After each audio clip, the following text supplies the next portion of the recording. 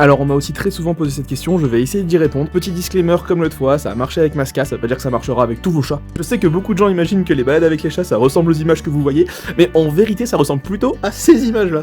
Déjà, les chats ne sont pas des chiens, ils prennent beaucoup plus leur temps, ils explorent, ils analysent et ils vont vraiment à leur rythme. Alors ce que moi j'ai fait pour aider Masca, c'est que je lui ai fait faire des petites sessions très courtes au début, genre on faisait juste le tour de mon jardin le temps qu'il s'habitue un peu à l'extérieur, ne jamais tirer sur la laisse, ça peut le braquer. Trouver des endroits safe et réguliers où vous pouvez retourner assez souvent pour qu'il puisse s'habituer à l'extérieur et prendre confiance dans la zone. Et quand il se met immobile, n'hésitez pas à vous asseoir à côté de lui, à le caresser, lui parler doucement, à l'encourager. Et surtout restez aux aguets, les chiens, les gens, parce que croyez-moi les gens aussi quand ils voient que vous promenez un chat, ça peut être une catastrophe. Et comme d'hab, être à l'écoute et surtout beaucoup de patience. Quand vous voyez qu'il est pas bien, c'est pas grave, on arrête.